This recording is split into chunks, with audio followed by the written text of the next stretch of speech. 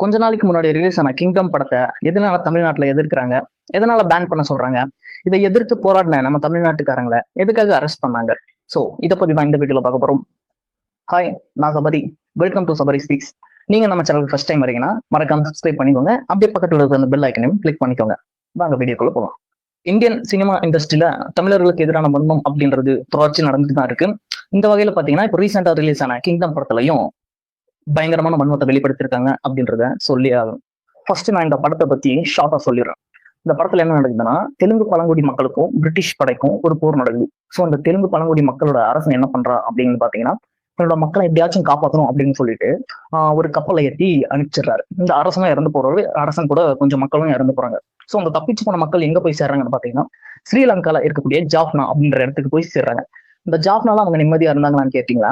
கிடையாது. அங்கேயும் அவங்க அடிமைப்படுத்தப்படுறாங்க. யாராலன்னு பாத்தீங்கன்னா, ஈழத்தமிழர்களால், அதாவது நம்மளோட தமிழர்களால அடிமைப்படுத்தப்படுறாங்க. ஈழத்தமிழர்களோட கண்ட்ரோல்ல அவங்களுக்கு அடிமையா வேலை செஞ்சுக்கிட்டு இருக்காங்க. சோ இந்த கதையை அப்படியே கட் பண்ணா 90s நடக்கிற மாதிரி காட்டுறாங்க. விஜய் தேவர்கொண்டா ஏதோ ஒரு ஊர்ல கான்ஸ்டபிளா ஒர்க் பண்ணிட்டு இருக்காரு. இவர் 18 வருஷமா அவரோட அண்ணாவை தேடிட்டு இருக்காரு. இவரோட அண்ணன் சின்ன வயசுல அவங்க அப்பாவை கொண்டுட்டு ஓடி போனவர் தான். அதுக்கப்புறம் எங்க போனாரு என்னாச்சுன்னு தெரியாது. அதுக்கப்புறம் ஒரு ஹையர் ஆபீசர் விஜய் தேவர்கொண்டா சொல்லுவாரு. என்ன சொல்றாருன்னா, நீ ஸ்ரீலங்காக்கு ஒரு அண்டர் கவர் ஏஜென்ட்டா நான் சொல்ற வேலையை செஞ்சினா உங்க அண்ணாவை நீ ஊருக்கே கூப்பிட்டு வரலாம் அப்படின்னு சொல்லுவாரு. உங்க அண்ணன் ஸ்ரீலங்கால இருக்கிற ஜாப்னால கடத்தல் தொழில் பண்ணிட்டு இருக்கான் அப்படின்னு சொல்லுவாரு. சின்ன வயசுல தப்பிச்சு போன இவரோட அண்ணன் எங்க போயிருப்பாருன்னு பாத்தீங்கன்னா, அந்த பழங்குடியினர் மக்கள் இருப்பாங்க பாத்தீங்களா, அந்த இடத்துக்கு போய் சேர்ந்திருப்பாரு. அதாவது ஸ்ரீலங்கால இருக்கிற ஜாப்னா அப்படின்ற இடத்துக்கு போய் சேர்ந்திருப்பாரு. இவர் அங்கேயே கல்யாணம் பண்ணி செட்டில் ஆன மாதிரி காட்டியிருப்பாங்க. இந்த கடத்தல் தொழில் எல்லாம் ஈழத்தமிழர்கள் பண்றதுனால சோ இவங்க அவங்களுக்கு கீழே வேலை செஞ்சு, அடிமைகளை வேலை செஞ்சு இந்த கடத்தல பண்றதே ஈழத்தமிழர்கள் தான் அப்படின்ற மாதிரி ஒரு நெகட்டிவா காட்டியிருப்பாங்க. அதுல ஒரு முக்கியமான ஆளா விஜய் தேவர்கொண்டோட அண்ணன் இருக்கிற மாதிரி காட்டியிருப்பாங்க. இலங்கையில என்ன நடந்துச்சுன்னு நம்ம ஒட்டுமொத்த தமிழ் மக்களுக்குமே தெரியும். அவங்க கொத்து கொத்தா படுகொலை செய்யப்பட்டாங்க. சாகரத்துக்கு முன்னாடி சாவை விட கொடுமையான பல வழிகளை அனுபவிச்சாங்க. அதெல்லாம் சொல்ல முடியாது. இவ்வளவு கஷ்டப்பட்டு செத்த நம்மளோட தமிழ் மக்களை இந்த படத்துல ஒரு நெகட்டிவா ஒரு ராட்சசர்கள் மாதிரி காட்டியிருப்பாங்க. இந்த படத்தோட மெயின் வில்லன் கேரக்டரோட நேம் என்னன்னு பாத்தீங்கன்னா முருகன் அப்படின்னு வச்சிருப்பாங்க. இந்த கேரக்டரை ஒரு சைக்கோ கேரக்டர் மாதிரி காட்டியிருப்பாங்க.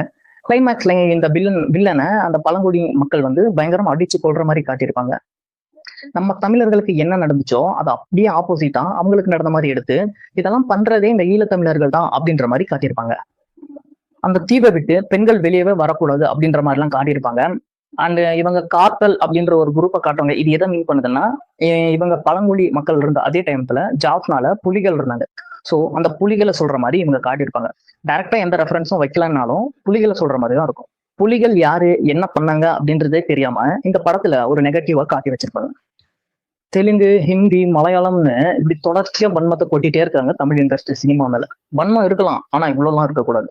ப்ரோ, கன்னடா இண்டஸ்ட்ரி விட்டீங்க ப்ரோ அப்படின்னு கேட்டீங்கன்னா அவங்க ஒன்றும் இதுக்கு விதிவிலக்கு கிடையாது. அவங்க படங்கள் பெரும்பாலும் நம்ம தமிழ்நாட்டுல ரிலீஸ் ஆகுறது இல்லை. ஸோ அதனால யாருக்கும் தெரியறது இல்லை. ஆனா அவங்களும் பண்றாங்க. இந்த மலையாள படங்கள்ல அவங்களோட நாய்களுக்கு தமிழ் பேரை வைக்கிறது. எப்படின்னா செலியன், வீரப்பன், பிரபாகரன் இந்த மாதிரி தமிழ் பேர்களை வைக்கிறது. நம்ம திருக்குறளை கேவலப்படுத்துறது, முல்லை பெரியார் டேம சீன்றது, இந்த மாதிரி நிறைய வன்மத்தை கொட்டிட்டே இருக்காங்க. இப்போ ஒண்ணும் இல்ல, ஹிந்தில வெளியான தி கேரளா ஸ்டோரி அப்படின்ற ஒரு படத்துக்கு 2 கேட்டகரியில நேஷனல் அவார்டு கொடுத்தாங்க. உடனே அந்த கேரளாவோட சிஎம் பினராயி விஜயன் இருக்காரு இல்லையா, அவர் ஒரு ட்வீட் போட்டாரு. இந்த கேரளாவை தப்பா ப்ரொஜெக்ட் பண்ணி எடுக்கப்பட்ட படத்துக்கு அவார்டு கொடுத்து மொத்த கேரளாவையுமே அசிங்கப்படுத்திட்டீங்க அப்படின்னு.